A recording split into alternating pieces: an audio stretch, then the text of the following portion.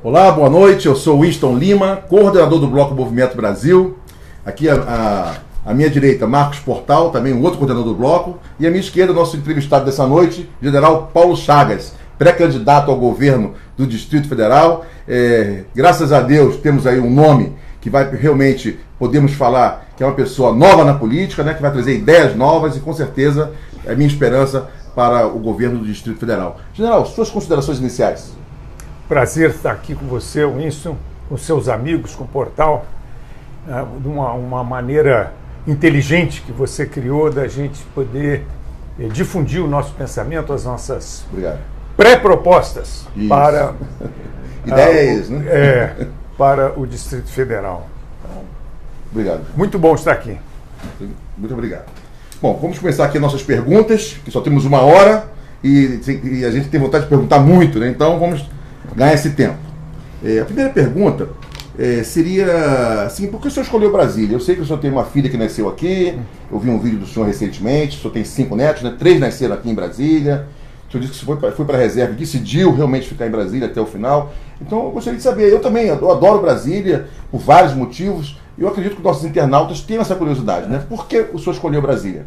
É natural que a gente acabe se apegando mais ao lugar onde a gente serviu por mais tempo. É o caso de Brasília. Eu morei em Brasília como cadete ainda.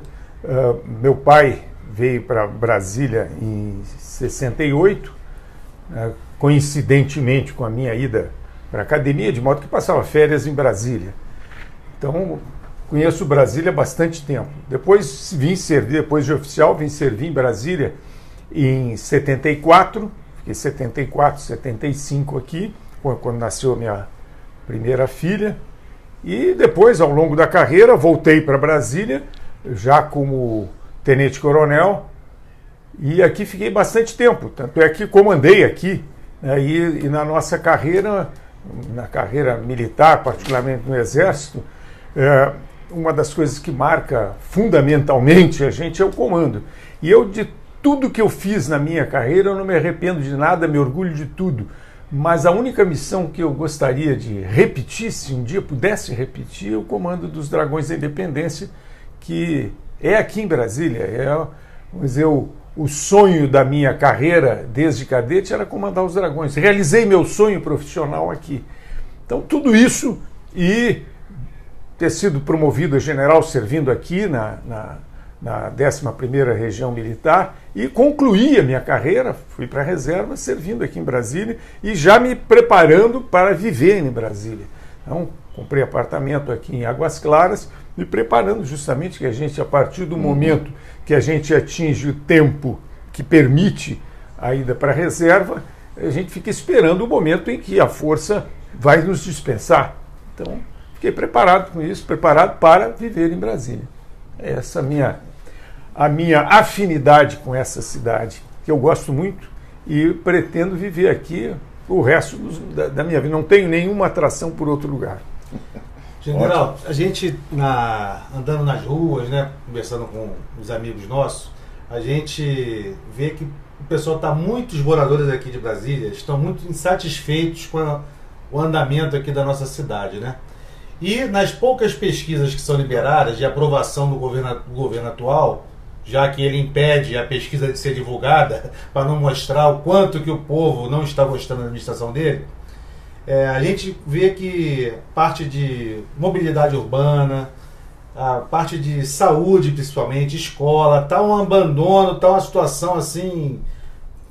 Eu já moro aqui há alguns anos, mas não vi uma cidade tão abandonada, tão assim... desgastada e sem prazer nenhum para o morador viver nela, né? E a gente vê que o mote da campanha do senhor, como pré-candidato a governo do Distrito Federal, fala muito de comando geral. Será que isso é um contraponto para combater a corrupção, para dar um jeito, reconstrução da cidade de Brasília, para trazer novamente aquela Brasília que a gente tanto lembra, né, e gosta, e que hoje não está mais assim? Perfeitamente. Essa é a ideia, porque nós entendemos que essa sensação de abandono que você se refere, ela está relacionada não ao abandono da cidade, mas ao abandono da gestão da cidade, né? a gente vê que eu não gosto de fazer crítica a quem quer que seja nesse sentido, particularmente quando você é pré-candidato a uma determinado posto, determinada função, e você fica muito fácil, você não está vivendo o problema, fica muito fácil você mostrar, pô, isso está errado, não sei o quê. Você realmente não sabe os problemas. Mas vamos dizer, posso dizer como cidadão, não abandonando essa ideia da pré-candidatura, como cidadão brasiliense, o que eu vejo no governador Hollenberg é uma falta de atitude de comando, porque ele é o responsável, ele é, em última análise, nós estamos falando aqui sobre princípios de guerra, sobre gestão pública, né? E nós vemos que em qualquer empresa, na preparação dos empresários, manda-se ler Sun Tzu, né? A Arte da Guerra. A Arte da Guerra não, a Arte da Guerra bom, não interessa, Sun Tzu. Sun Tzu. É a Arte da Guerra, Sun Tzu. É isso mesmo, a Arte da Guerra. Você tem lá os princípios de guerra aplicados na gestão pública, né? O foco, o objetivo, o foco, a ofensiva, você tem que se antecipar aos problemas, tem que ser proativo com relação a todos os problemas. A unidade de comando, tem que ter alguém que manda. Alguém que manda e assume as responsabilidades. Alguém que tem postura e que dita o que tem que ser feito. Capacitado, né?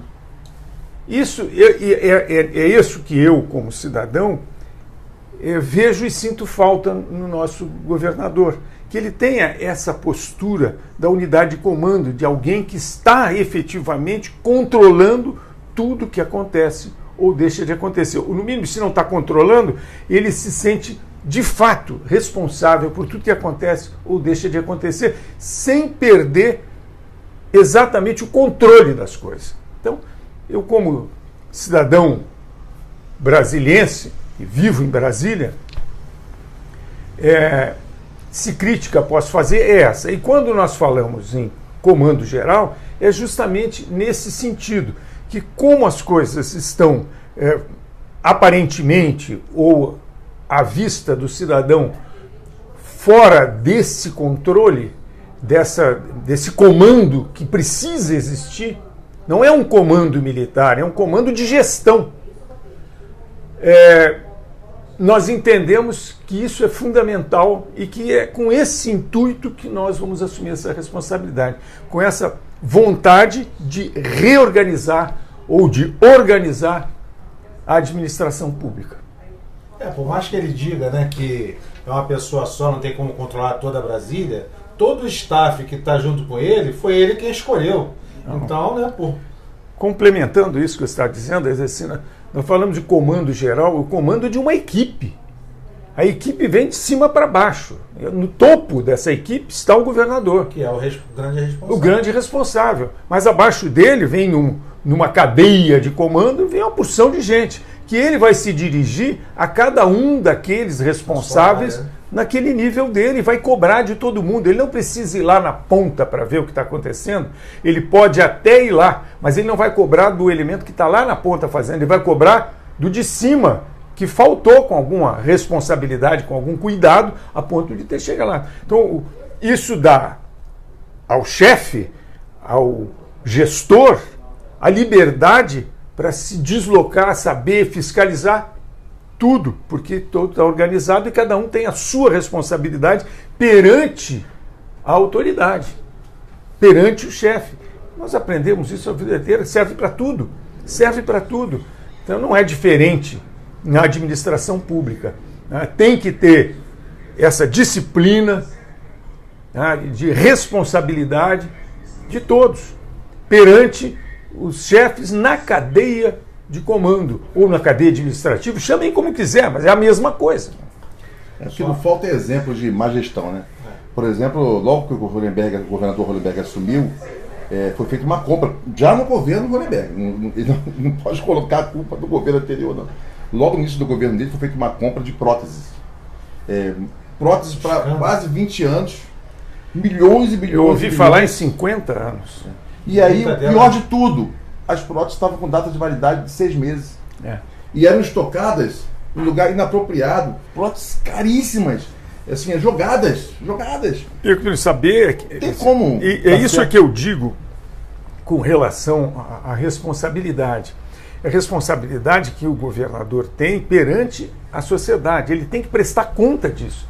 Isso foi uma denúncia que aconteceu. Eu quero saber quem foi processado, quem foi demitido, quem está sendo, quem foi posto na cadeia, se for o caso. Nós só sabemos do fato, não a providência. E o cidadão tem que saber da providência. Vou dar um outro exemplo que eu tenho conhecimento. É um rapaz, um jovem médico que mora no meu condomínio. E ele me relatou, como médico, sabendo da minha intenção de fazer uma incursão nessa área, então eu queria lhe relatar um fato. Uma secretária minha, ou uma auxiliar dele, é médico, deve ser uma enfermeira, o pai dela passou mal no final de semana, e ela levou ao hospital. Passou mal, sentiu dor no peito, coração e tal, levou no hospital. O hospital não atendeu, se não tinha condições de atender, encaminhou para outro. O outro também não atendeu, encaminhou para um terceiro. Aí ela trouxe o pai dela para casa. Chegou em casa, o pai dela se agravou, ela chamou o SAMU. Antes do SAMU chegar, ele morreu, aos 53 anos. Então isso é um absurdo. É um absurdo o fato. E o absurdo maior é que isso foi relatado. Sim, e onde é que está o pedido de desculpa? No mínimo chegar e dizer, olha, isso aconteceu por isso, eu estou providenciando para que não aconteça isso. Não, aconteceu. Foi menos um. Morreu aos 53 anos. É isso que eu sinto falta. Eu sinto falta de saber o que aconteceu, né? E assim, um cuidado de prestar conta ao grande chefe. Quem é o grande chefe? É o povo. Está na Constituição. O poder é do povo. Então, hoje eu faço parte do povo, amanhã eu continuarei sendo o povo e logrando êxito nessa incursão. Eu passaria a ser o povo, mas serei responsável perante o povo. Por delegação. Não vai se esconder atrás do gabinete, botando culpa em outros. Não pode. Infelizmente é o que... Tem que assumir essa responsabilidade. Qualquer coisa que é de errado, de bem ou de ruim que acontecer, é responsabilidade do governador.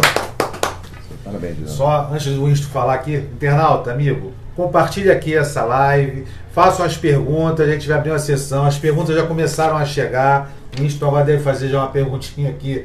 Não sei se é o momento apropriado, mas acho bom a gente começar a gente vai intercalar, porque se já pro final pode dar uma hora e o programa vai acabar. Ó. Fernando Ratran Lima. Fernando, obrigado pela pergunta que eu vou fazer aqui. Sobre mobilidade urbana, o senhor tem alguma proposta, alguma ideia? Tenho muitas ideias, muitas propostas. Mas o problema da mobilidade urbana aqui no Distrito Federal, ele tem uma causa difícil de se encontrar. Você vai encontrar uma porção de propostas que são todas muito boas. Todas muito boas. Tem um engenheiro que trabalhou, que já me fez uma exposição, duas exposições sobre todos os projetos. Ele está 30 anos aqui em Brasília e sempre participando do governo, ou diretamente ou indiretamente como empresário. Então conhece todos os projetos, conhece profundamente isso. E ele já me expôs todos os problemas e todas as possíveis soluções. Não há solução geral, não há solução genérica que atenda a tudo. Não há. Não há pelo seguinte, porque o Distrito Federal, Brasília, foi construída para ter 1/3 dos habitantes que ela tem hoje. Além disso, hoje, no plano piloto, vivem no plano piloto 228 mil pessoas. E vão para o plano diariamente, de manhã, em torno de 1 milhão. O dado que eu tinha anteriormente, antes de eu falar com esse engenheiro, era de 660 mil pessoas. Então já é um dado alarmante, né?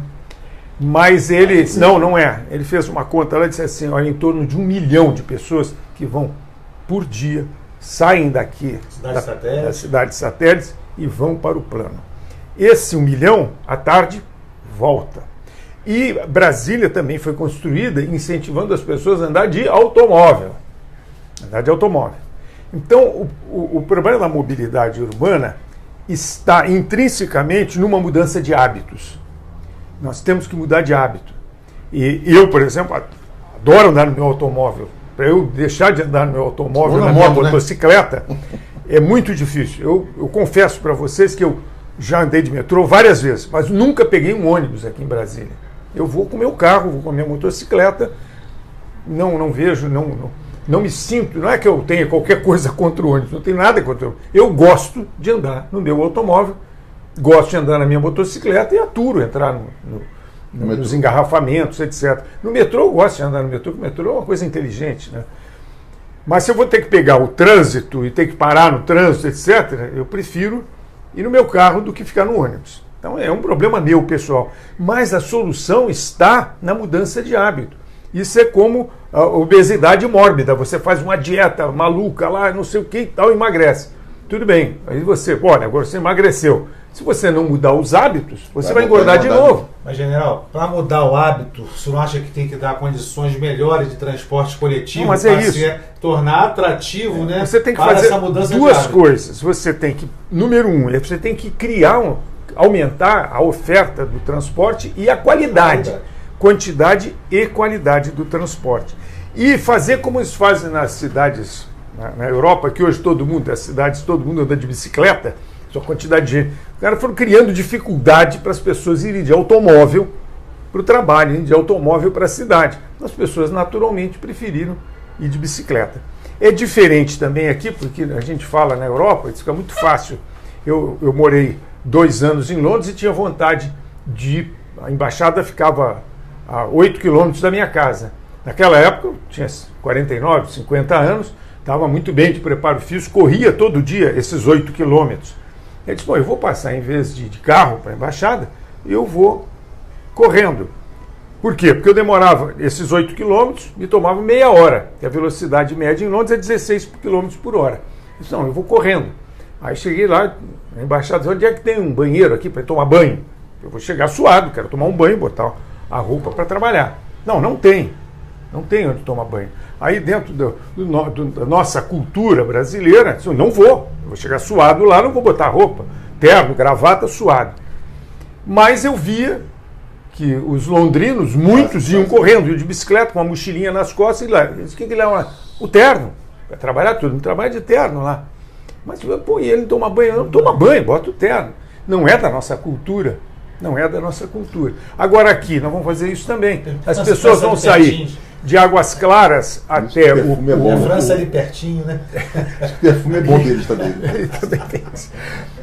A gente vai sair daqui de Águas Claras para ir até o plano, dá 20 e tantos quilômetros. Para voltar, mais 20 e tantos. Tá bem, isso é uma coisa que qualquer atleta pode fazer.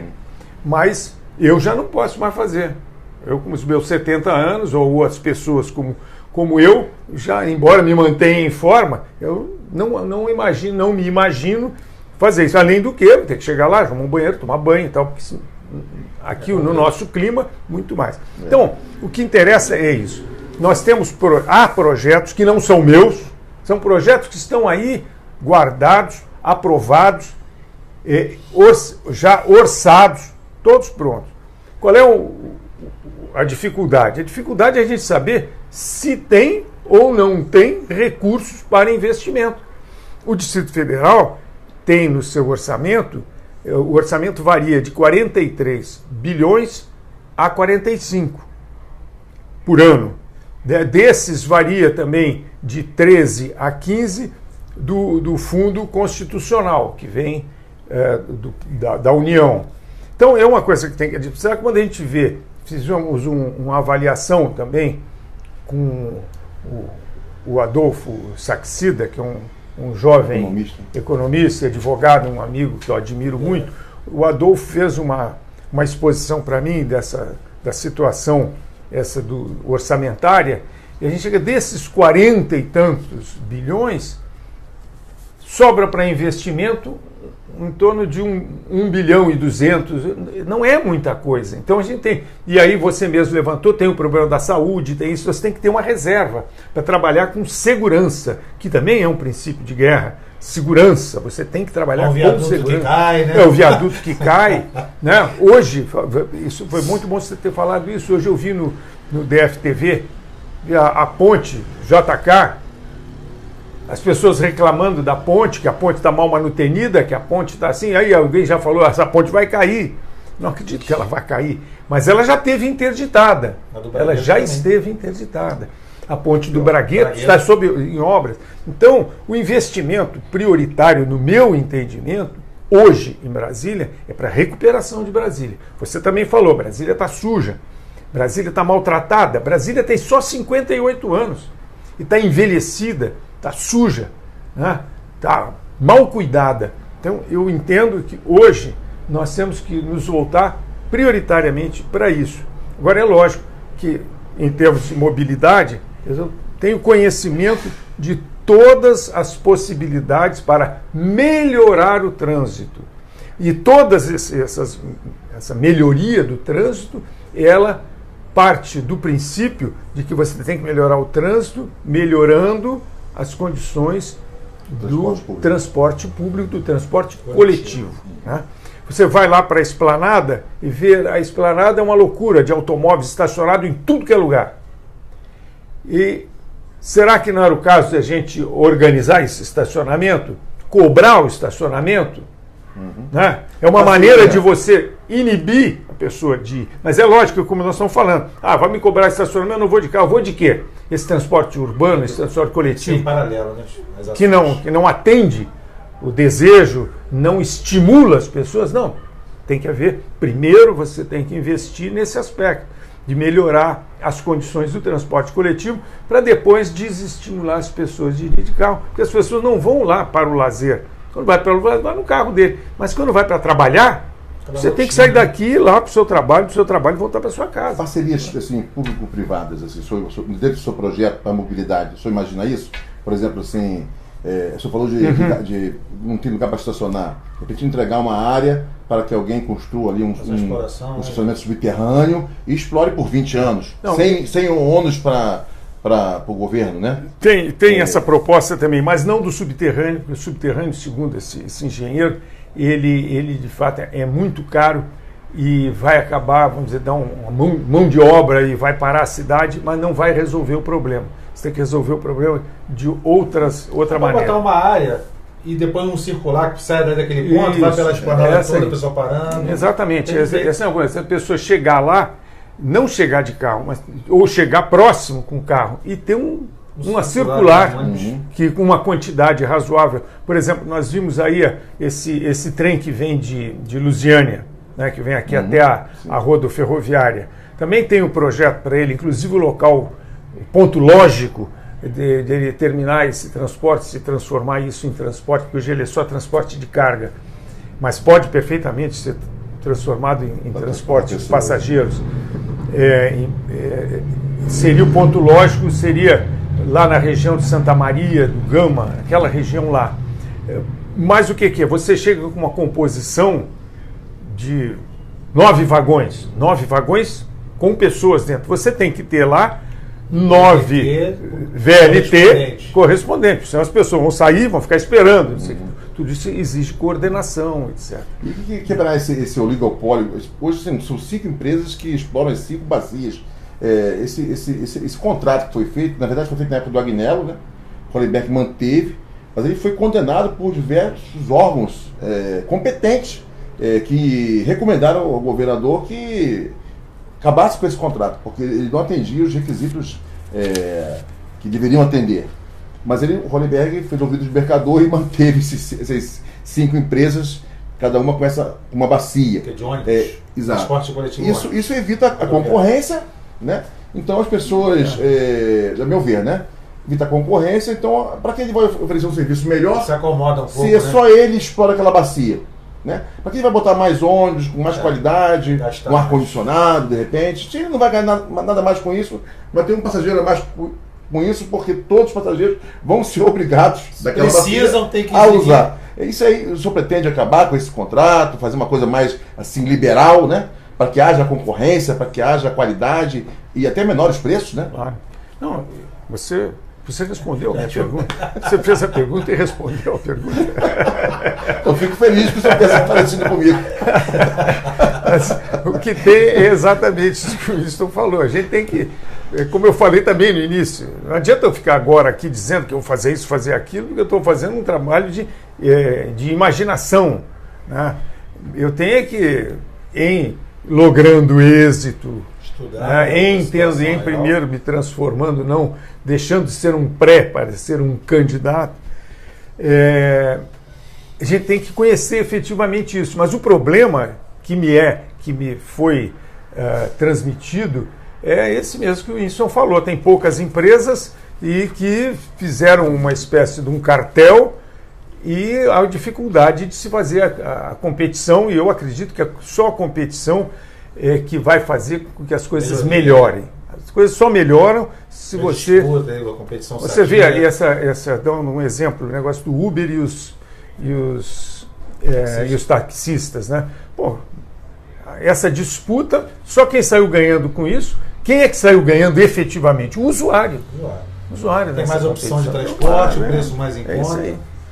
Então a gente tem que conhecer bem isso aí, para depois que conhecer, saber intervir no assunto. O metrô, né, pode ser melhor também. O metrô pode ser ampliado também. O metrô ainda pode ser melhorada a quantidade de. Mas o metrô tem uma limitação, porque ele já foi construído com essa limitação. Você vai ter que, para ampliar de fato. E o tamanho do vagão, né? Mas ele pode aumentar a frequência com que ele passa. Pode aumentar, né? mas também você pode, mas tem um limite. Não pode chegar e simplesmente botar, encher de vagão correndo o tempo todo, que não.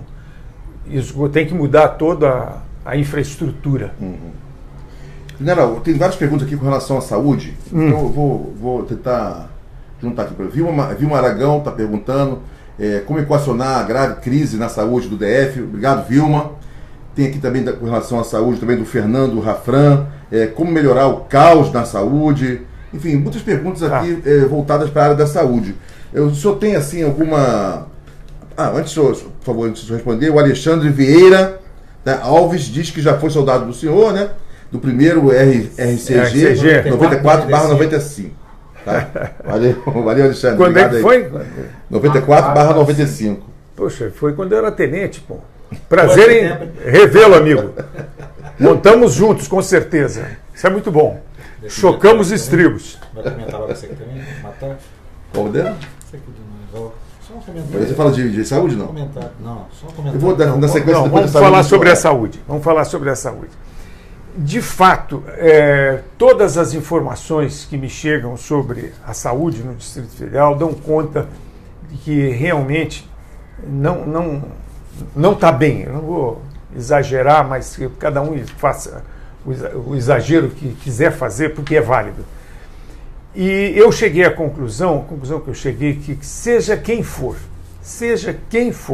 por mais conhecimento que diga que tem ou pense que tem nessa área de saúde, a primeira coisa que tem que fazer é uma auditoria em todos os níveis, em todos os setores desse sistema de saúde do Distrito Federal. Uma auditoria rigorosa, né, que chegue à ponta da linha para saber aonde que está sendo aplicado cada centavo que é colocado nesse sistema. Né? Uma auditoria em recursos humanos para saber onde que está cada um dos servidores, cada uma das pessoas que é paga com dinheiro público para servir ao Distrito Federal. O que estão fazendo? Desde o médico, ao enfermeiro, ao faxineiro. Onde eles estão, o que estão fazendo? Eles estão fazendo exatamente aquilo para o que foram contratados, para o que são pagos? Você tem que fazer essa auditoria em cima da aplicação dos recursos, fundamentalmente, nas instalações, na manutenção das instalações. Nós vemos aqui na propaganda atual do governo sobre a saúde, aparece lá um centro de saúde muito bem organizado e muito bacana. Tomara que todos sejam assim, vai facilitar muito o próximo governador. Mas não é verdade, não é assim. porque eu vejo vídeos feitos por usuários que mostram que é caótica a situação das instalações, dos meios, né? A manutenção disso. Nossa, caiu um viaduto por falta de manutenção. E como é que estão esses centros de saúde em relação à manutenção dos equipamentos? Essa auditoria também na própria utilização dos equipamentos.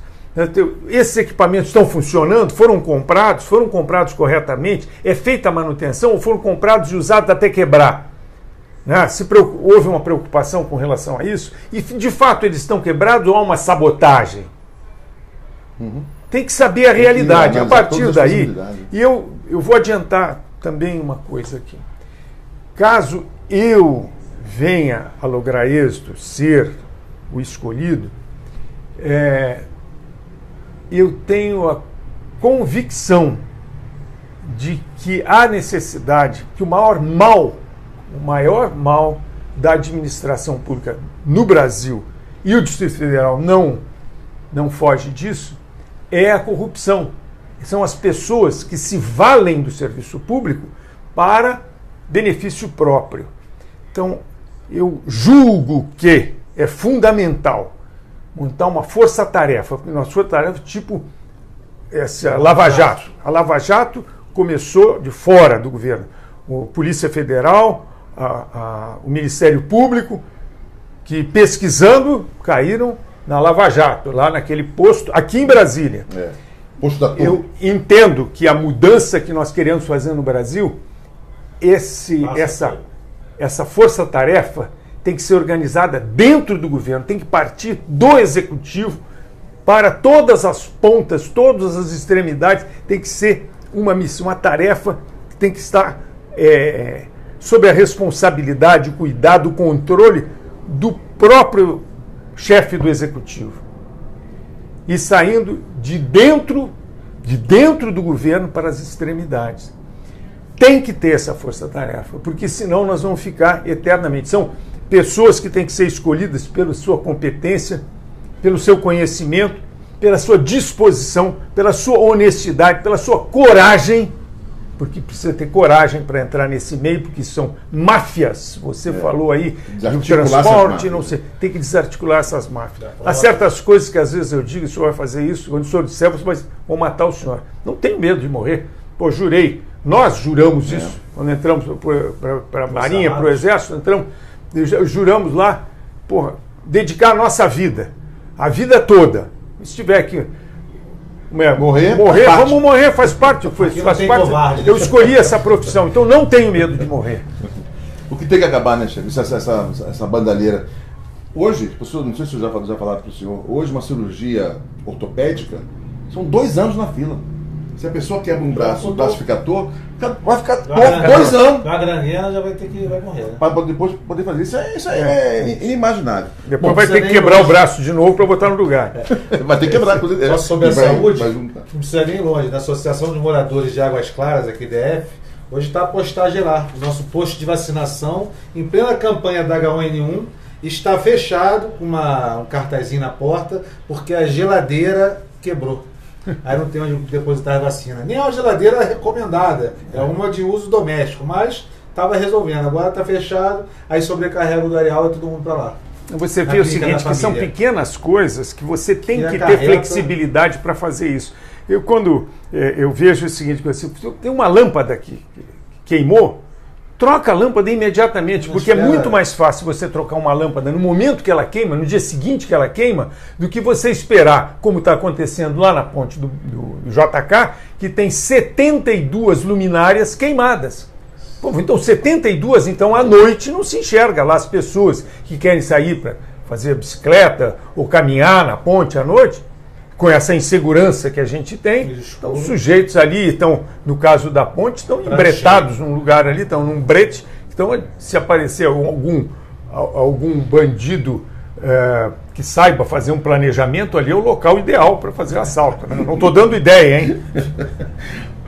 General Dorival, ele comenta: o GDF precisa com urgência de comando e eficiência com competência para ser eficaz em todas as áreas. E ele considera que os militares entendem bem desse aspecto e está aí apoiando o senhor nessa empreitada aí de ser pré-candidato ao governo do Distrito Federal. Valeu, Dorival. Obrigado, amigo. Obrigado, amigo. Pela audiência aí, pela pergunta. Outra pergunta aqui do Fernando Rafran. Como se combate o cartel dos postos de combustíveis? Porque eu mesmo já vi no noticiário, coisa de um ano atrás, tentaram que os supermercados, né, como esses todos grandes que tem aqui em Brasília, também pudessem ter um posto de gasolina, como nas outras unidades da federação. E geralmente esses supermercados vendem a gasolina a um preço muito bom. Mas aqui em Brasília existe realmente esse cartel, porque não foi aprovado isso, prejudicando a população. Né? Porque tudo que atrapalha a concorrência é muito ruim para a população e favorece aí essas pessoas a ficarem ganhando montanhas de dinheiro às custas da população. Né? Então, como o senhor veria isso? O senhor vê a possibilidade de conseguir, junto aí à Câmara Legislativa, o apoio necessário para que a gente consiga aí liberar para que os grandes mercados, supermercados que existem no DF, poderem instalar seus postos de gasolina? Eu não entendo se isso que você acabou de dizer é algo que beneficia a população do Distrito Federal. Então, por que a Câmara Legislativa seria contra? A Câmara Legislativa é composta por pessoas eleitas pela população do Distrito Federal para servi-las de acordo com os interesses da população e não dos interesses dos cartéis, o que quer que seja. Uma prova disso que você está dizendo, dessa cartelização, é o posto do meu amigo Abdala Jarjur, lá na Asa Norte. O Abdala não faz, o Abdala bota um preço que está sempre aquém do preço da maioria. E o Abdala não quebrou, pelo contrário, né? Então essa competição tem que haver, é saudável. Então eu não vejo nenhuma razão para que haja qualquer tipo de restrição à competição. Você tem que abrir. Outro dia eu falei com um amigo que é engenheiro, é empresário e já foi candidato à presidência da República, e eu contei para ele, comentando com ele sobre esse problema do transporte aqui em Brasília, do transporte público, que é o cartel, e ele disse para mim, faz o seguinte, libera geral. Quem quiser fazer transporte, faça. Tem que passar o seu carro, tem que passar por uma vistoria para ver se tem todos os equipamentos, não sei o quê, recebe um selo, passa aí, vai cobrar o que quiser. Quem vai entrar no carro do cidadão, vai estar lá, o ônibus, tem isso, tem todas, mais aquelas pessoas que, há algum tempo atrás, o Detran estava perseguindo, porque paravam nos postos, nos pontos de ônibus e ofereciam carona e tal, transporte pirata. Inclusive, a minha filha do meio, clonaram a placa do carro dela, não sei o que, ela estava sendo processada por fazer transporte pirata. Nunca fez transporte pirata, nem muito menos na rota que eles diziam. Nós morávamos na Asa Norte, e esse transporte era para cá, na direção de Águas Claras, Taguatinga e tal. Então, afinal, tinha um advogado, não sei o que, para provar que não tinha. Então, por que então? Se é do interesse, se existe mercado para esse tipo de transporte, o outro não está atendendo. Vamos apenas fiscalizar a parte de segurança do cidadão. E o mercado se encarrega. Porque no pirata realmente dá margem a alguns problemas que já aconteceram, estupro, essas coisas assim. Mas aí tendo selo. No selo, tendo o registro, eu sei quem é a pessoa, o cara é o fulano, está registrado, está controlado. Vai lá e faz. Quanto que vai custar? Não sei, cobra o que você quiser. Agora, você vai cobrar o que quiser e o cidadão vai pagar o que quiser também. Vai pegar o seu transporte ou não. Isso é o mercado. Competição. Ótimo. Eu não estou pretendendo fazer isso é uma ideia, entendeu? Não está no meu plano. Mas é uma ideia para a gente dar um susto nas pessoas. Atendendo um mínimo de qualidade, né? Não pode ser assim um transporte que as pessoas vão viajar torta lá dentro, criar problema de coluna. Não, tem que ter esse controle. Você tem um automóvel que cabe 5 pessoas, ou bastar 10, não pode. Tem que ter uma condição mínima. Isso também não pode, não é nem no transporte, nesse transporte e remunerado, né, vou chamar assim, não pode nos nossos automóveis. Você não pode andar no seu automóvel com mais pessoas do que ele comporta, porque ele foi programado, ele foi construído, projetado para levar 5 pessoas. Você não pode levar 7, 8. Claro, isso está na lei, né? Pergunta aqui do Alexandre Vieira Alves. Obrigado, Alexandre. Sobre os professores, educação em geral, né? O senhor vai valorizar o papel do professor no DF? Como é que eu ia ter emendado outra pergunta? Chegou aqui o Norival fazendo outra. Questionamento sobre apoio ao fortalecimento do ensino no DF. Sabe-se que está deteriorado pelo marxismo cultural, né? Ideias da escola sem partido, né, são excelentes para melhorar o ensino, para focar na educação, e não em ideologias que não é o caso, né? Não é para aquilo, né? O senhor apoia a disciplina moral de educação moral e cívica nas escolas? O senhor acha viável? Apoio, acho viável, sou a favor da escola sem partido, acho que, inclusive a escola sem partido, quem não for a favor da escola sem partido é contra a lei, porque a escola sem partido não é nenhuma novidade. A escola sem partido é apenas uma coletânea de leis que existem e que devem ser cumpridas. É isso a escola sem partido, né? O doutor Miguel Najib, que é o pai dessa escola sem partido, não fez mais do que estudar as leis e relacionar as leis que definem o comportamento do professor em sala de aula, ou seja, definem no sentido de dizer não pode isso, não pode aquilo outro, tal. Então, fora disso, você pode fazer tudo o que você quiser, desde que você atenda essas diretrizes que são leis existentes no Brasil. Então, eu sou contra a escola sem partido. Quem diz que é contra a escola sem partido é uma pessoa que quer praticar ou quer ensinar, né, ser servidor da área da educação exercer a sua profissão de forma ilegal. Então eu tenho que ser a favor, sou a favor. Professores também, né?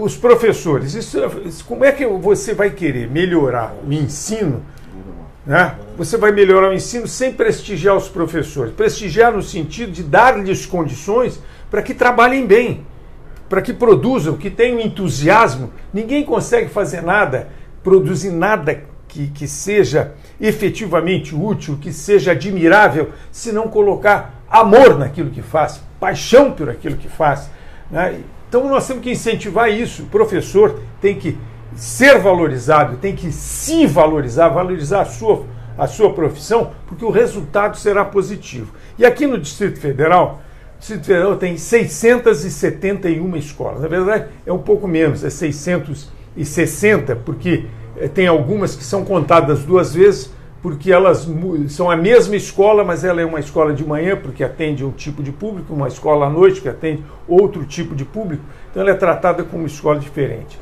Então são 671 escolas. No meio dessas 600 existem escolas de altíssimo padrão. Já falei isso hoje, tenho dito isso, porque eu achei importantíssimo esse dado.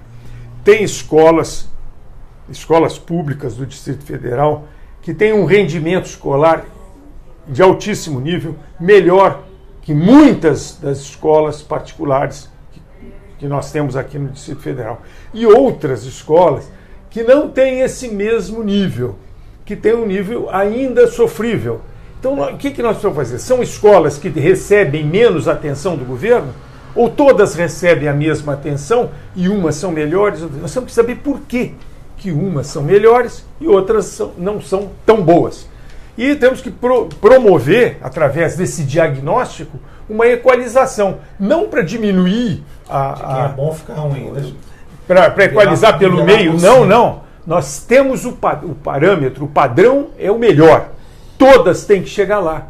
E isso depende da direção da escola, depende dos professores, depende dos meios que são dados para essas escolas, o transporte, a merenda, e depende fundamentalmente das famílias. Que a escola tem que ser um local em que se reúna a família, porque a escola não é um depósito de crianças, não é um depósito de jovens. Perfeito. A escola não educa, a escola ensina, a educação vem de casa. E se essa educação é deficiente, por qualquer razão, a escola tem que contribuir para complementar a educação.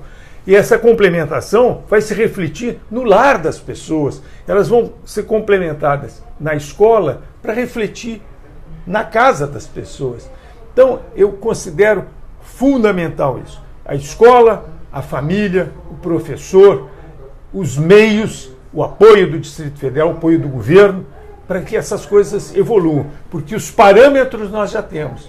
O exemplo nós já temos. O exemplo é daquelas escolas que são modelo, que têm o sucesso. A não ser que o próximo governador chegar lá e descobrir que tem alguém que é privilegiado dentro do Distrito Federal. Então nós vamos ter que privilegiar todo mundo para o nível estar em cima. E nós temos os parâmetros para isso. Tem o Plano Distrital de Educação, que se baseia no Plano Nacional de Educação, que está condicionado à base comum, Base Nacional Comum Curricular. Nós temos os parâmetros que servem para todas as escolas do país. Nós já sabemos onde nós temos que chegar. Então, vamos nos organizar para chegar lá. Quem quer que seja o próximo governador tem que pensar nisso e se preparar, juntar uma equipe de pessoas motivadas, de pessoas que gostem disso, que nós vamos chegar nesse ponto. Nós vamos nos orgulhar do Distrito Federal. General, pegando uma carona aqui na pergunta do Dorival, né? A Câmara Legislativa aprovou, né, que seja incluído a educação moral e cívica na grade escolar aqui do Distrito Federal. Eu não consigo entender, mas o governador Hollenberg, ele vetou. Mas aí o veto foi derrubado de novo pela Câmara Legislativa. E até agora o governador não se movimentou, né? Vetou, eles insistiram, passou, está fingindo que não está vendo. Como o senhor pretende lidar com a educação moral e cívica, caso o senhor venha a ser eleito? Porque eu mesmo tive uma experiência particular com relação a esse assunto. O Bloco Movimento Brasil, que eu sou coordenador junto com o Marcos Portal, a gente tem ações sociais por todo o DF, né? E lá na estrutural a gente chegou a fazer, de maneira sistemática, algumas aulas de educação moral e cívica. E a aceitação era enorme. Os jovens brilhavam assim com aquela aula, queriam saber tudo. Porque, infelizmente, nem os pais sabem, porque não aprenderam, né? E nem a escola ensina. Acho que nem os professores sabem mais também. E as crianças estão carentes. E aí a gente começou a falar de hino nacional, de símbolos nacionais, de respeito, de meritocracia. Eles estavam adorando. Crianças humildes, queriam saber muito, perguntavam muito, sedentos por conhecimento. Então eu tinha na minha consciência que a educação moral e cívica é uma coisa importante, que tem que voltar, tem que ser resgatado. Mas eu não tinha assim, a consciência real, porque é muito grande, o interesse é enorme da garotada. E dos pais. Teve uma ocasião que eu fui falar com os pais, que a gente estava fazendo isso, aquilo, com relação à educação moral e cívica. Os pais vibrando. Assim, então é um anseio da sociedade, uma coisa que é necessária. Como o senhor pretende alavancar isso aqui no DF? Olha, você já conhece a Escola Cívica Brasileira. Conheço. Era nossa lá mesmo. O comandante Paulo Neves. O comandante Paulo Neves. Apóstolo Paulo Neves. Isso. E a comandante Elaine, a esposa dele. Exatamente. Eles fazem esse trabalho e eu tenho tido encontro com eles e me chama a atenção isso que você está dizendo, a vibração das crianças, dos jovens, porque a vibração da criança, eu até entendo que toda criança gosta dessas coisas de disciplina, de entrar em forma, isso e aquilo, mas já o adolescente, a gente fica assim, mas eu tenho visto, Paulo tem me convidado para conhecer, e é como você falou, eles são ávidos disso. Eu também achava que isso era qualquer coisa muito difícil. Quando Paulo nos convidou a primeira vez para ir lá para conhecer a escola, eu disse, esse é um visionário. Mas aí nós vamos ver o resultado. O resultado é extremamente positivo. As crianças gostam de disciplina. gostam de respeito, gostam de ser respeitadas e respeitar. Essa troca do respeito é muito importante. Então, eu não vejo nenhuma dificuldade para implantar a educação moral e cívica, até porque nós temos uma experiência anterior. A eliminação da educação moral e cívica, o SPB, ela foi uma coisa proposital, não porque não estava dando certo, mas exatamente porque estava dando certo e criando no jovem, na sociedade, o civismo, entender que o civismo é a prática, né? O civismo são os valores, mas a cidadania é a prática dos valores. Então vamos praticar a cidadania. A cidadania sem valores, o que é? O que é uma revolta? É você fazer um desafio às coisas que já existem, né? Você questionar os valores que vêm sendo acumulados na cultura brasileira desde do nosso descobrimento, há 5 séculos, que vem se acumulando essa cultura judaico-cristã, que nós temos que preservar, que nos caracteriza e nos fortalece. São os nossos valores, nossa cultura. São os nossos valores. Então a OSPB tem esse objetivo. Ela foi retirada porque o objetivo estratégico daqueles que hoje nós estamos encarcerando era justamente isso: enfraquecer o espírito patriótico e até você falou em ideologia de gênero. Qual é o objetivo da ideologia de gênero? Enfraquecer moralmente a criança, de tal maneira que aquela criança, quando você nasce, você está conhecendo o mundo, aprendendo a conhecer, inclusive a si próprio. E eles começam a colocar dúvidas até no seu conhecimento próprio. O que você é? Você é menino ou menino? Sou menino. Não, depende. Não necessariamente você é menino. Então fica criando dúvidas. A pessoa é indiferente à vida. Justamente assim, né? Na época que a criança precisa adquirir convicções e não ter dúvidas. Amor próprio, autoestima alta, né? Então, aí já até entra aí, de repente, a escola administrada por militares. Ainda pode ir até mais além, né? Só pensa em tem muita experiência positiva, né? Por militares. Olha, as escolas que têm, os exemplos de escolas administradas por militares têm sido muito positivos. Mas eu julgo que nós temos que tentar fazer a mesma coisa sem a militarização. Por quê? Porque eu como sendo militar, eu me sinto prestigiado. Mas aqueles que não são militares devem se sentir ao contrário, né? Desprestigiados. Porque será que nós não somos capazes? Nós precisamos ter um regime militar para colocar disciplina nas escolas, para que as escolas funcionem com respeito, né? Nós vemos, tem muitas escolas particulares aí que não tem nenhum problema de militarismo, nenhuma necessidade, e há disciplina, há rigor rigor no sentido do respeito. Não é um rigor no sentido de punição e disso aqui. Não, é um rigor no sentido de exigir aquilo que tem que ser feito, do comportamento do jovem, o comportamento da criança, que ele tem que trazer efetivamente de casa. E se ele não traz, chegar na escola, é exigido, ele vai voltar para casa melhorado. E não vejo necessidade. No entanto, se isso for uma demanda da sociedade, cabe ao governador pensar numa maneira de fazer isso, né? de fazer isso. Mas eu julgo que não é necessário.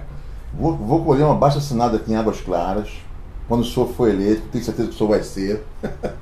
Estamos na torcida. Vai lançar aqui. Uma coisa eu tenho certeza, né? Nós vamos voltar a cantar o hino nacional nas escolas, segundas-feiras. Claro, com certeza. Oi, gente. Com certeza. Aqui em Águas Claras nós não temos Águas Claras vertical, né? Nós não temos uma escola pública. É zero, né? Então, dentro das minhas conversas aqui na cidade, eu percebi esse anseio por essa escola pública, né?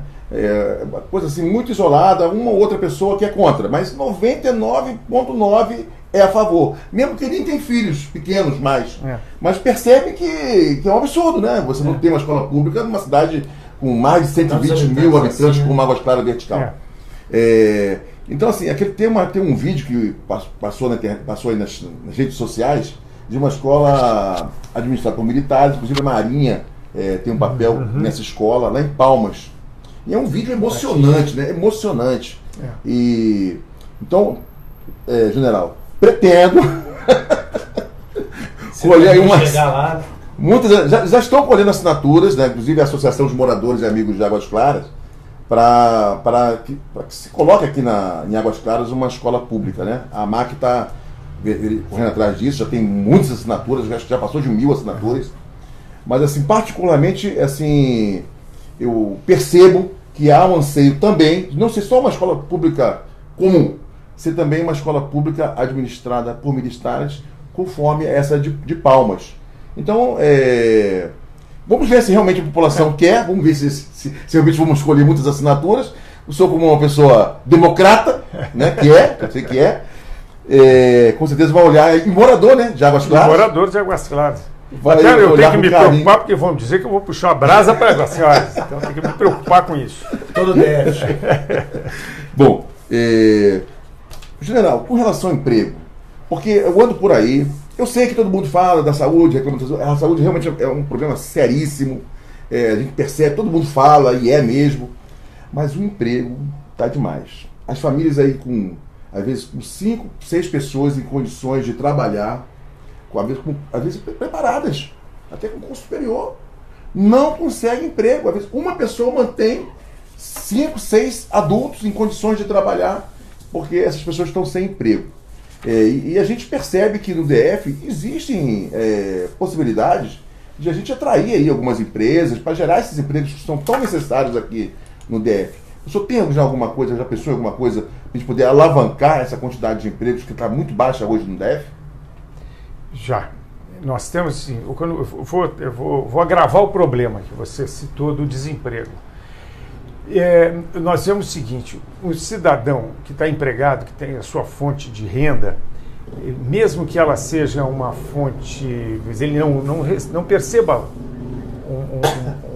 um salário muito alto, mas ele percebe, ele tem um salário, ele ganha alguma coisa, ele é remunerado pelo seu trabalho. Eu não gosto muito dessa expressão, ele ganha alguma coisa, ganha dinheiro, porque o ganha parece que foi de graça. Não é de graça. Ele trabalha e é remunerado pelo seu trabalho.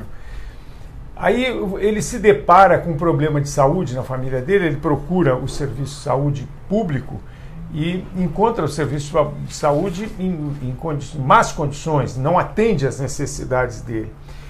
E aí ele tem, como ele está empregado, ele tem o salário dele, ele pode fazer uma manobra e resolver o problema de saúde dele, ou pelo menos encaminhar o problema de saúde dele na área privada. Agora, e quem está desempregado?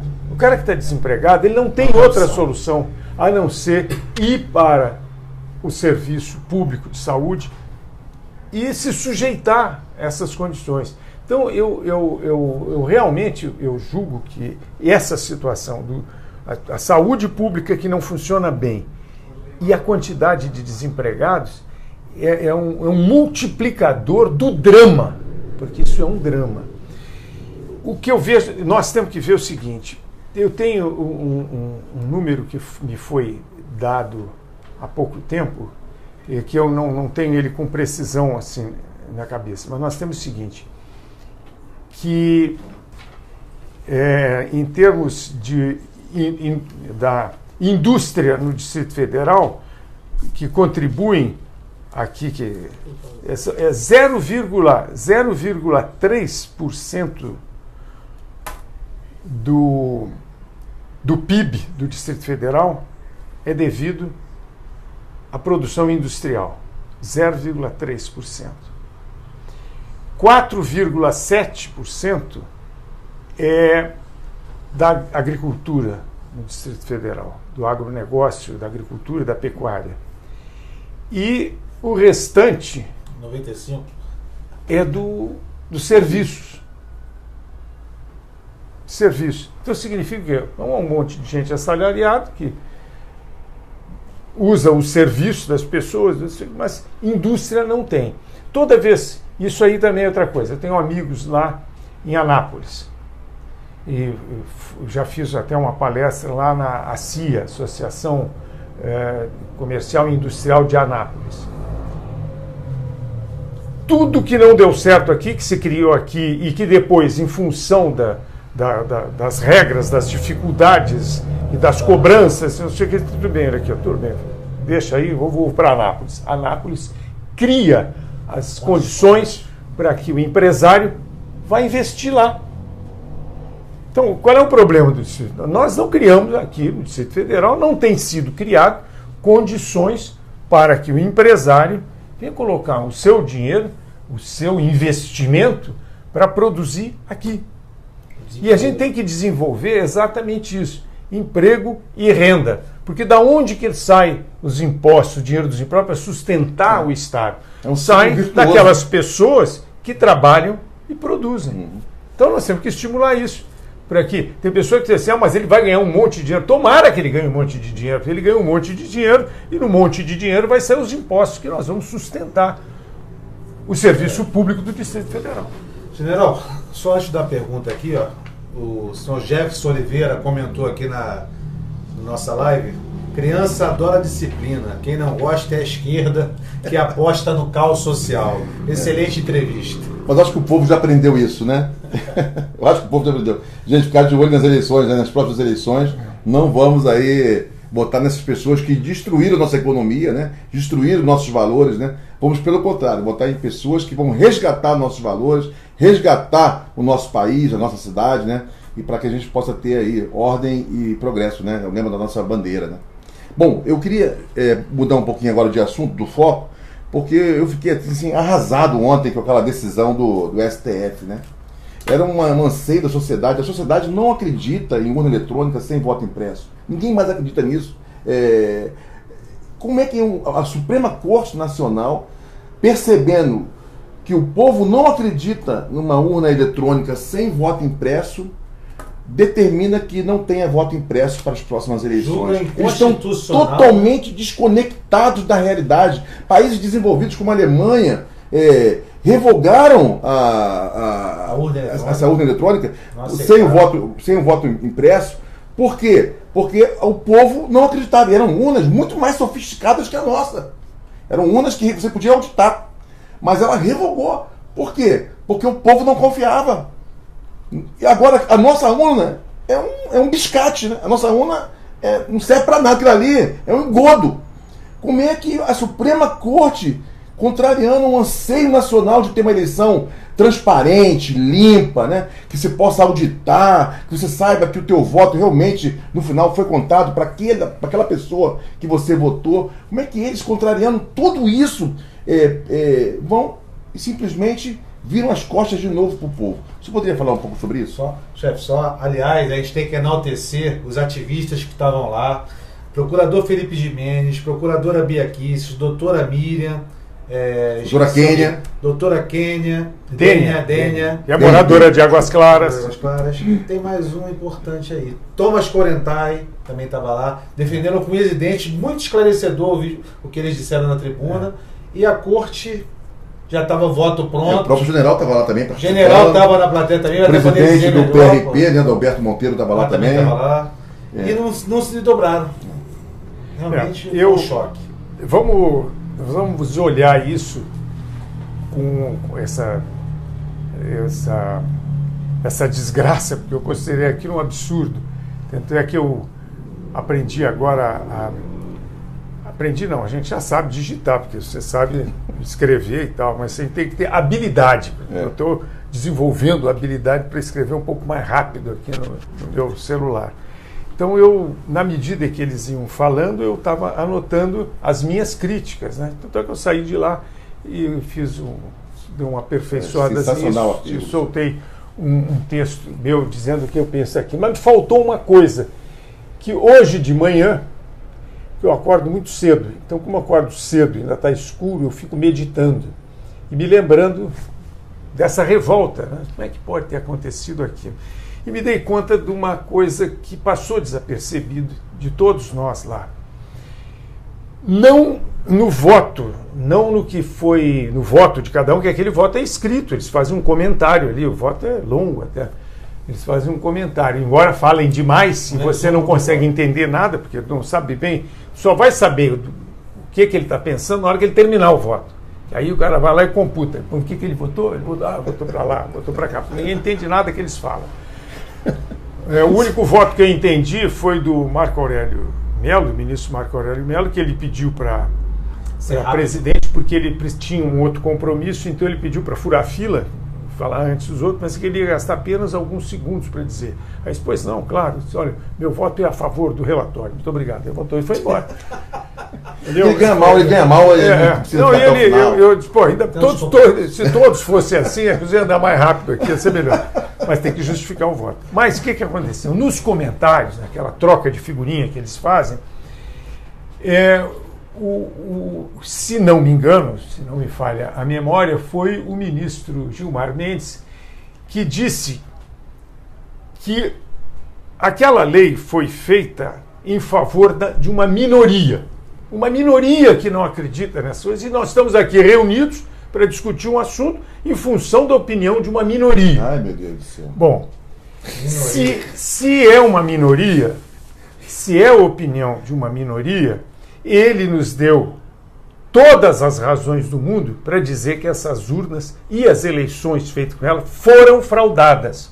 Por quê? Porque se aqueles cidadãs que foram eleitos para serem deputados e senadores que compõem o Congresso Nacional não representam a vontade do povo, e a vontade do povo é a vontade da maioria. Então, nós tínhamos uma lei que foi feita pelos representantes do povo, significa que essa lei foi feita por aqueles que representam a maioria. Tem legitimidade da população, né? Exatamente. E eles, então, tiraram a legitimidade dos representantes. Se tiraram a legitimidade, se eles serão eleitos ilegitimamente, se eles não têm legitimidade para representar o povo, é porque eles foram eleitos de forma fraudulenta, ilegítima. E eles foram eleitos com que instrumento? Qual foi o instrumento de coleta de dados? Foram as urnas eletrônicas sem o voto impresso.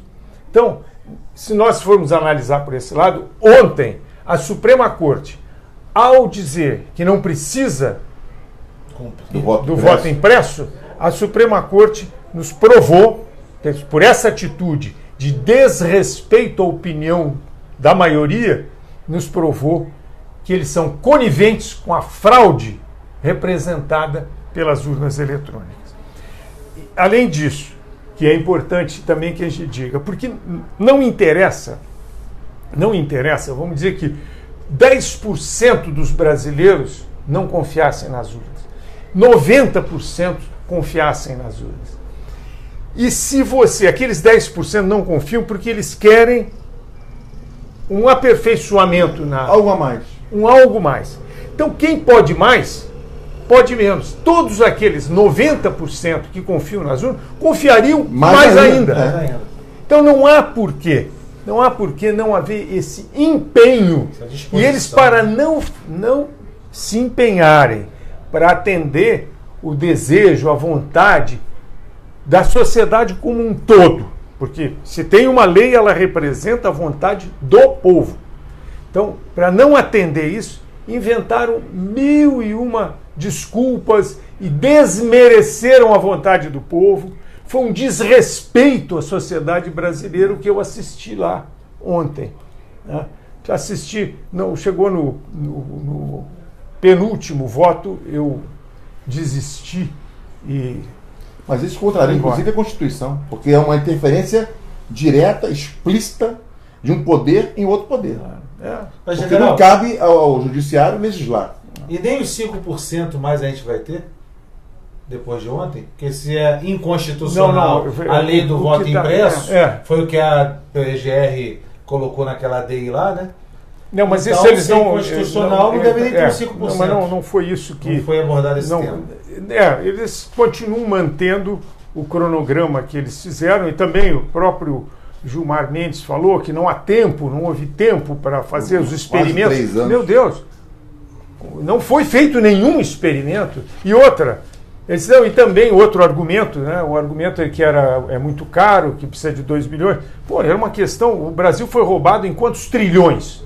É verdade. Né? Nas barbas de toda essa gente. E hoje eles estão querendo prejudicar aqueles que estão investigando, que são a justiça que está investigando esses ladrões do erário, e a Suprema Corte procurando proteger esse bando de ladrões. Então é alguma coisa, é um contraditório que é difícil de entender. Mas, como disse o Winston, cabe a nós brasileiros, entendermos que isso que está aí tem que mudar. E vai mudar, começando por nós. Porque nós já mudamos. Nós passamos a entender melhor a política e a prestar atenção na política. Nós, brasileiros, cidadãos, eleitores, nós não podemos continuar com aquela ideia, política é coisa de ladrão. Então, ladrão de quem? Ladrão de nós mesmos. Nós não podemos ter ladrão na política. Nós temos que... É a hora de limpar. É a hora de limpar, é a hora de nós mudarmos a nossa cabeça e ter esse reflexo lá. General, inclusive, vem corroborar com essa ideia, alguém pode se perguntar, mas há 20 anos que tem eleições com urnas eletrônicas, e agora que o pessoal despertou? Agora, de uns 5 anos para cá, que o pessoal despertou para esse tipo de apuração, que pode ser fraudada na mão de poucas pessoas. Né? Vários técnicos já demonstraram, provaram que é totalmente fraudável e não tem como descobrir a fraude. Eu inclusive, olha, eu nem me baseio, me pego nessa argumentação da possibilidade de fraude, porque todo equipamento eletrônico pode ser invadido. Isso é líquido e certo, a gente sabe disso. Mas eu me baseio apenas num argumento. É o que o povo quer. É contagem pública. Então tem que ser feito. Sim. Acabou. Como os países desenvolvidos perceberam e fizeram. É o que o povo quer. Infelizmente, agora nós temos aproveitar isso, vou dar uma prolongada nesse tema. Nós temos ainda uma saída.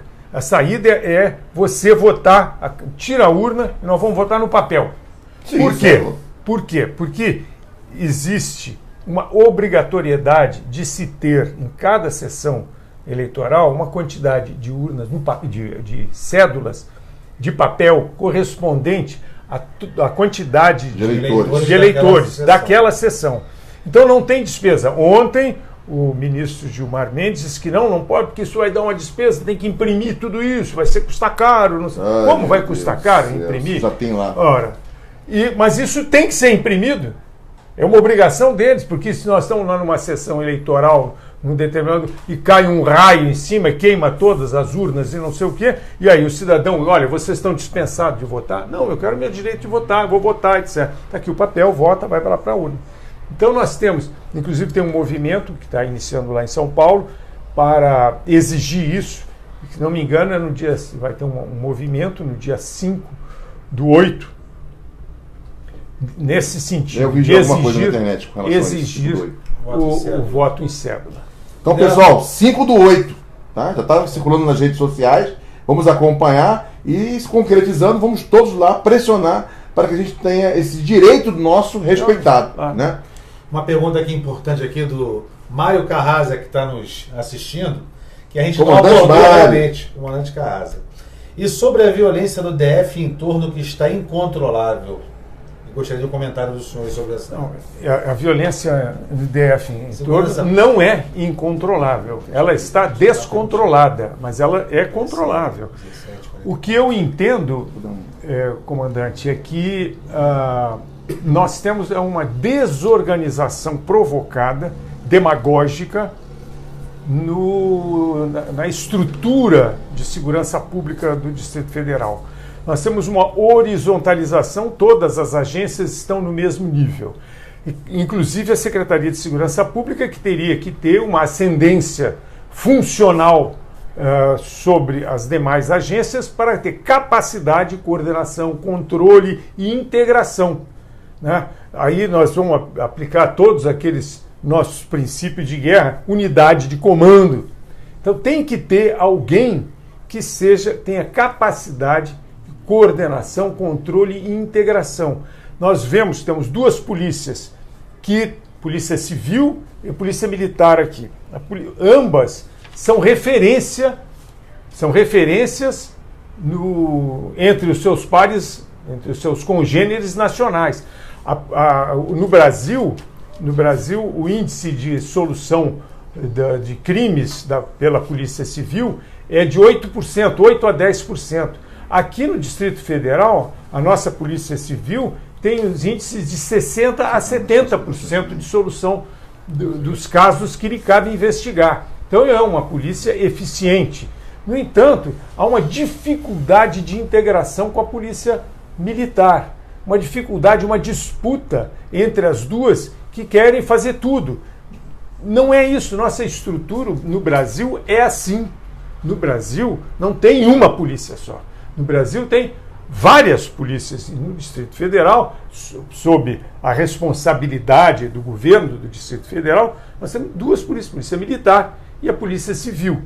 O trabalho de uma complementa o trabalho da outra. Onde termina o trabalho de uma, começa o trabalho da outra. E na junção não pode haver solução de continuidade. Tem que haver justamente uma imbricação de modo que não haja solução de continuidade. Que um trabalho terminado dá início imediatamente ao outro, com agilidade, etc. Então o que nós precisamos? Precisamos ter um secretário. Conclusão que eu já cheguei com toda a minha experiência de militar. Nós estamos falando de guerra, nós estamos falando agora de guerra. É um problema da criminalidade no Brasil. Todo mundo, nós estamos em guerra, morrendo 60 mil pessoas por ano. Nós temos que tratar desse assunto com essa visão, que nós precisamos neutralizar o adversário e o inimigo. Então, nós temos que ter essa união das polícias, a capacidade de integração. Por exemplo, que eu fiquei sabendo, o Detran está tomando áreas de polícia rodoviária. Não, é lógico que o Detran ele está encarregado do trânsito, etc. Tem que haver essa conciliação, etc. O Detran tem equipamentos, segundo me disse um delegado da Polícia Civil, que o Detran, com os equipamentos modernos que ele dispõe para o controle do trânsito, ele possui dados importantes para as investigações da Polícia Civil. E a Polícia Civil, para ter acesso a esses dados, tem que pagar. A Polícia Civil do Distrito Federal compra esses dados do Detran. Então, onde é que está a Secretaria de Segurança Pública? Em lugar nenhum. Agora temos um secretário de Segurança Pública, nesse momento, que é da área. Né? Eu não sei se ele é policial civil ou se é policial federal, mas é um policial, é da área e tal. Agora, o que tem que ser dado a este policial, a esse expert no assunto, esse profissional, tem que ser dado a ele condições para que ele faça essa integração. E ele tem que ter prestígio, ascendência não hierárquica, mas funcional sobre as... Tem que ter água para manobrar. Exatamente. Liberdade, né? Para poder fazer a coisa certa. Integrar principalmente o sistema de inteligência, que cada um tem o seu e não quer abrir mão. Então não é possível, tem que trabalhar coordenado. Né? Bom, estamos chegando ao final do nosso programa, general. Infelizmente passou rápido, já estamos com uma hora e 15 já de programa. A gente tem que fechar, né? Mas eu gostaria que o senhor comentasse, né? Com relação vou ler aqui a minha anotação aqui.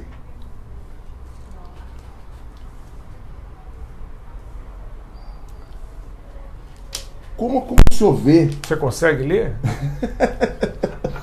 Estou tentando. Tá de óculos. Infelizmente. Acho que você deveria também pensar em organização, SPB, moral e cívica e caligrafia. Caligrafia para você. Estou precisando. Não, eu vi aí, acho que nem lembro qual foi o programa. Eu não entendi qual foi o intuito do jornalista, né? Mas falando assim, existe uma tal de vaquinha aí para os candidatos.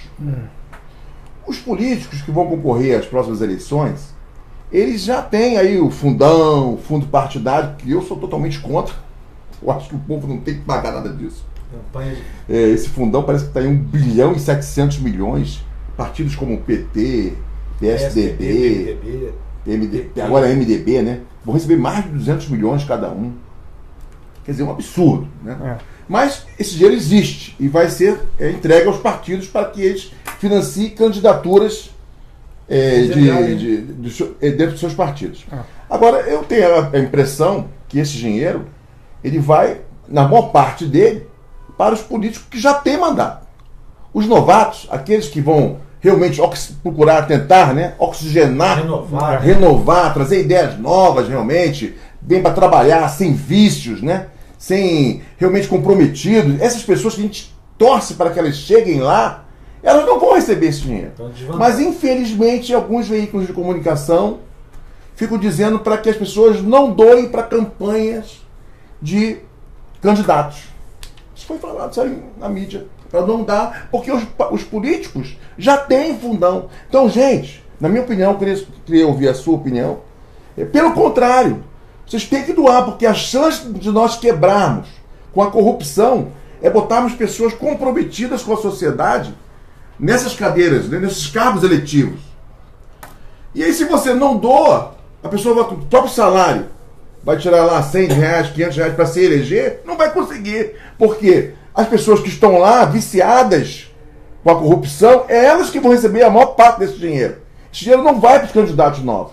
Então é para doar. Não caiam nessa armadilha que, infelizmente, alguns veículos de comunicação estão tentando manipular, né, com vocês, né, internautas e eleitores de uma maneira geral.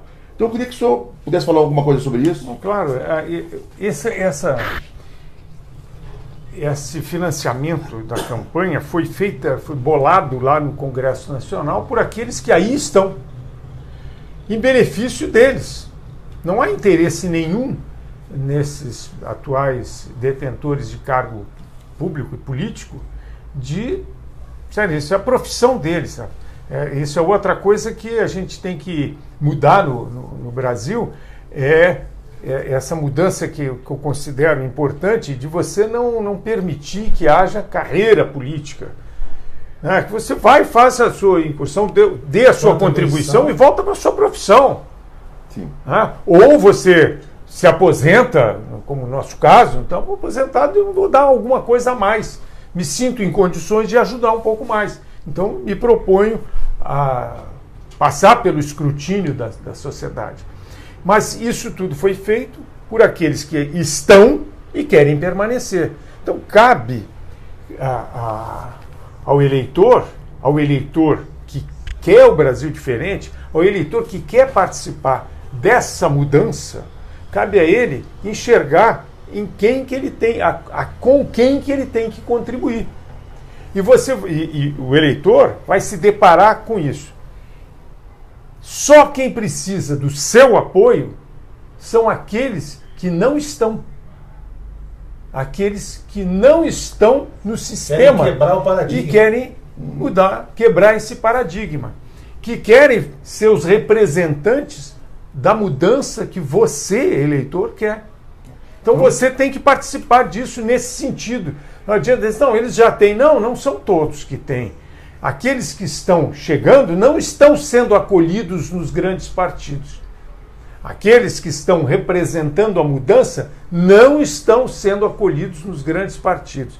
E quando são convidados, é para cargos de segundo nível, etc. Não que tenham a capacidade de fazer a mudança que você, eleitor brasiliense, quer para o nosso Distrito Federal. Então você tem que estar atento a isso, atento ao seu papel, porque você, eleitor, é que vai fazer a diferença. Não somos nós que estamos nos dispondo a ajudar a receber essa responsabilidade, esse encargo, que você é o dono dele. Você é o dono dessa solução. Você vai escolher as pessoas que você vai colocar lá na frente para executar o que você quer que seja executado.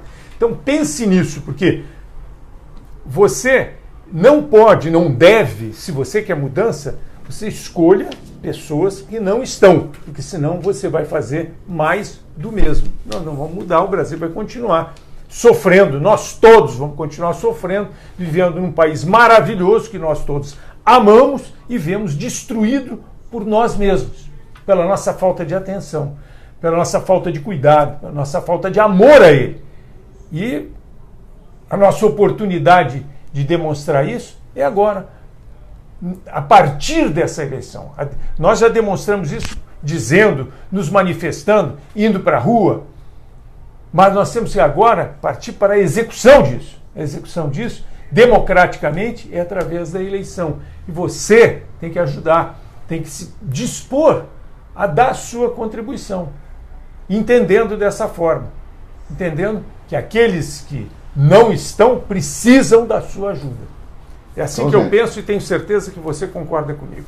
Concordo com o general. Então, gente, fiquem atentos porque estão tentando manipular para manter a situação como ela está hoje. Não vamos permitir isso, vamos escolher o nosso candidato e vamos doar sim. Essa doação dessa vaquinha, né, crowdfunding, ela está liberada já a partir de agora, a partir de meados do mês passado, você pode doar, mas o candidato só vai poder utilizar esse recurso na época da campanha, que são 45 dias antes da eleição. 15 de agosto só. Então, a partir de 15 ou 16 de agosto, é que ele vai poder utilizar esse recurso. Então, fiquem tranquilos, esse recurso ele tem que ser comprovado junto ao TSE, todo totalmente controlado, são 2 comprovações ao longo da campanha. Então, pode doar tranquilo, esse dinheiro vai ser usado na campanha, não poderá ser usado em mais nada, não é para ele usar esse dinheiro em coisas particulares, é proibido isso. Então, vamos apoiar esses novos candidatos, porque essas pessoas é que vão fazer a diferença. Então, para encerrar o nosso programa, eu queria avisar a todos, nossos internautas, que dia 12, o general Paulo Chagas estará em Águas Claras, no Hotel S4, fica na Avenida Araucárias, esquina com a 36 Sul. Então, gente, vamos prestigiar, estão todos convidados, o espaço lá é amplo, então venham, prestigiem essa palestra do general Paulo Chagas, eu vou estar lá, o Marcos Portal também estará lá, o banner aqui, ó.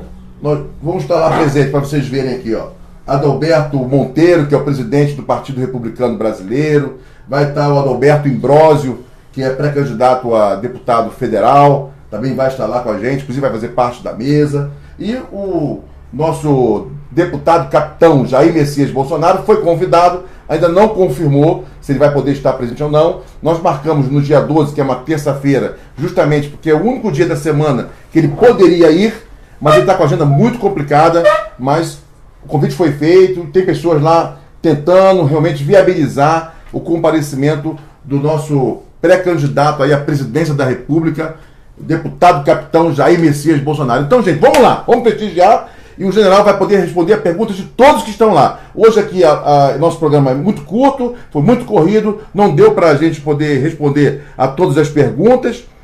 Tem um internauta aqui, o Victor Moisés Santos, está dizendo que a Bia Kiss, né, foi intimada a depor, que está perguntando cadê a nossa liberdade de expressão. Realmente nós estamos vivendo uma situação complicada, precisamos colocar pessoas lá sérias, pessoas patriotas, pessoas que amam o nosso país, que amam o nosso povo, para que essas pessoas que estão tentando aí levar o Brasil para um caminho que não é o caminho que nós desejamos, né, que elas percam a sua força e a gente possa recuperar plenamente, né, a democracia que a gente tanto ama o nosso país. Então, dia 12 de junho, próxima terça-feira, às 19 horas, no Hotel S4, vamos ter a palestra com o nosso pré-candidato ao governo do Distrito Federal, general Paulo Chagas. E na próxima semana, na próxima quinta-feira... Posso fazer aproveitar que você falou. Eu tenho... O Wilson falou em palestra. A gente, quando fala em palestra, ninguém mais vai querer ir. Porque vai ter, o cara lá vai falar, todo mundo vai dormir, vai ter que ir lá com aquele pijama de auditório, né, óculos escuros. Uhum. Não é palestra, eu não pretendo fazer nenhuma palestra, eu pretendo me apresentar e conversar com as pessoas que lá estiverem, porque o mais importante para mim, como pré-candidato do PRP a esse cargo que eu considero importantíssimo, o desafio que é governar o Distrito Federal, eu preciso saber exatamente o que as pessoas que lá estiverem querem saber e vão orientar quem quer que seja, que venha a estar no cargo de governador na próxima legislatura tem que basicamente saber o que o cidadão quer, porque está na Constituição, o poder é do povo, então o povo tem que dizer aquilo que quer. E aquele que está encarregado de cumprir ou fazer a gestão dessas necessidades, desse desejo, que na verdade não é um problema de vontade, é um problema de necessidade, tem que conhecer essas necessidades, tem que conhecer, priorizar e atender tudo que for possível, porque isso é que é o certo. O certo tem que ser feito. É simples assim. Mas para saber qual é o certo, eu tenho que saber o que cada um quer, precisa, necessita, julga que é importante, e nós vamos chegar a um consenso. E aquilo que for possível tem que ser feito, e vai ser feito. Então, general, já que a gente está chegando ao final do programa, as suas considerações finais. Eu agradeço a você, cumprimento você pelo sucesso dessa sua iniciativa, que é importante, né? O seu empenho. O Winston tem sido um exemplo para todos nós no empenho para conquistar a confiança, conquistar, no bom sentido, conquistar honestamente a confiança do eleitor para exercer na Câmara Distrital o mandato que será dado por essas pessoas que estão nos escutando, nos assistindo, nos vendo nesse momento. E nos pegando pela palavra, que isso também é importante, nos pegar pela palavra, disso que nós estamos falando. E o Winston tem se exposto, tem se colocado transparentemente para todas as pessoas que têm a oportunidade de conhecê-lo. Então, eu cumprimento mais uma vez o Winston por essa iniciativa e eu encerro dizendo a todos que nos assistem nesse momento que nós estamos juntos. Opa, e vamos chegar lá. Obrigado, general. Um abraço. Portal, suas considerações finais.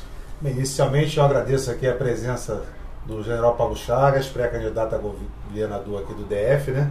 E eu queria fazer uma observação que a gente não falou no programa, que é muitíssimo importante, tá?